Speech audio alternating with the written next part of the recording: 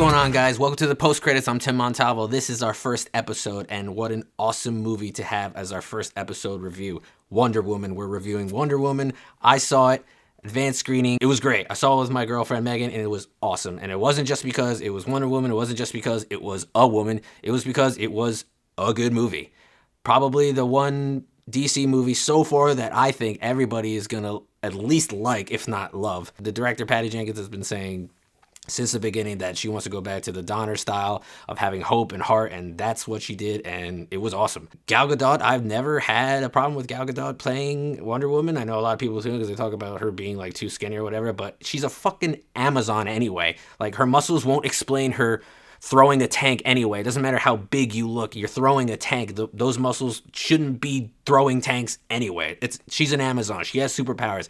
And then everyone was saying, oh, she has an accent. Well, character is in Amazon. Why the fuck would she talk American? She's on a fucking island. There's a lot more to the world out there than America. Anyway, the fighting. I thought the fighting was freaking awesome because Wonder Woman has her own style of fighting. She's very, it seems, and at least in this movie, very like low to the ground. She does like sweeping legs and she uses the shield and she kind of like stays low to the ground, which I think is cool because it's not just, your typical shoot 'em up or kick and punch them up, rather.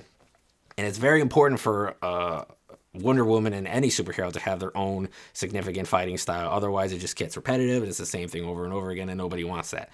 Gal Gadot as a performance, I thought was great. I thought she hit all the beats that she needed to hit. She wasn't terrible. I mean, she wasn't like making me cry. I know a lot of women cried. I think some guys cried, but I think it was more like, oh my god, it's a woman. So I think it was more like emotional that way. But anyway, she wasn't bad. She wasn't terrible. The story itself, the film itself, as far as pacing goes, I thought it was good. I thought the story was pretty much, fish out of water mixed with a war movie mixed with, a superhero movie mixed with a period piece. And I thought it was really cool. And I didn't think it was very, I thought people thought that, it's going to be World War One. People are just going to compare it to the World War II aspect of Captain America, the first Avenger. That movie didn't pop up in my head at all. I was just watching this because it was Wonder Woman, and that was it. It didn't really come up to my head like, oh man, this is like Captain America, blah, blah, blah. Didn't really faze me one iota. Action sequences were pretty cool. I think some people are going to complain about the slow-mo stuff, but it's not your typical Zack Snyder slow-mo or Matrix slow-mo. I thought they did it in a different way, and I thought that they did it in a, when it needed to be done. They didn't do it like all the time. The most badass action sequence, I think, obviously was, I know a lot of people are going to say that it was No Man's Land maybe, but I think it was when she just went kind of like Berserker style when she was fighting, spoiler alert, when she was fighting Ares.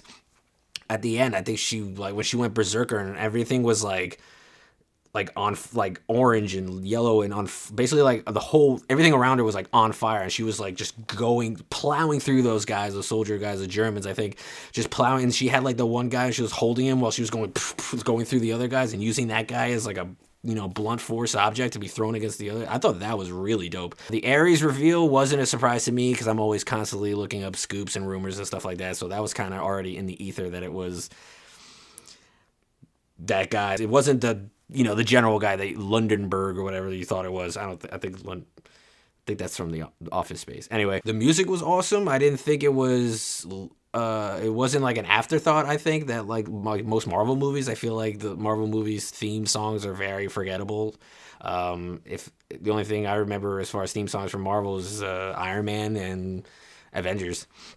This theme song was good because it was kind of like already revealed in Batman v Superman with the. Everyone thinks it's a guitar, but I think it's like a cello or a violin or something like that. But that was in there, and it was good because they didn't overuse it. They used it basically when she kind of like really started kicking ass. The dynamics between her and Chris Pine were good. Not too much mushy in the beginning. It was actually kind of like funny because they were talking about that she saw him naked and the difference between a man and a woman, obviously. I mean, not in this society, but, typical definition of man and woman, penis, vagina. So that was kind of funny. It wasn't like crude or like potty toilet humor like a Michael Bay movie, Transformers or something like that. It was like very kind of just innocent, if that's a word. And I love that about Gal Gadot's Wonder Woman. She is very kind of, an innocent, ignorance to her because she's going into man's world for like the first time ever. But she still has like a history of what a man is and what men are used men are used only for procreation, but for pleasure they're not really good. And that's what she says, something like that, something along the lines like that. The comedy hit when it hit. There were no flat jokes, I don't think. I think everything pretty much was spot on. The dialogue was good. It was very much reminiscent of the Donner Superman, which is awesome, and I think it's exactly what this character and even the Superman character in this DCEU needs, which is what I hope Man of Steel 2 would be. But anyway, and Steve Trevor's crew that he kind of gets together, a ragtag crew of kind of Island of Misfit Toys kind of guys, where one guy's a drunk, the other guy's kind of like a crook, and they're all pretty much criminals, but they all have their very funny moments. And I think them getting to know Wonder Woman, Diana Prince, was very funny, and them getting used to the fact that she is way more than what she seems. I thought that was really cool, and I thought that dynamic was really good. Spoiler alert, I didn't expect Steve Trevor to die, sacrifice himself. I'm glad that he did, because it added some stakes and added some heart and added some, just added some reality to it, and added some, I don't know, I always feel like you have to lose somebody, you know what I mean? It can't be like perfect Marvel all the time where nobody dies or they get risen from the dead anyway, which I'm sure in the movies in 10 years from now, a couple years from now, they're going to recast and do that anyway. But still, I still feel like and it was a good move to have Steve Trevor sacrifice himself for her and the world, because him seeing her as a hero really brought out the hero in him. Even throughout his story, he was saying, I don't. What was he saying? Yeah, and there was a one line where he was like, my dad said that it's better to do something than do nothing, or something like that. And she's like, why are you doing something? He's like, well, I already tried nothing. I thought that was a cool line.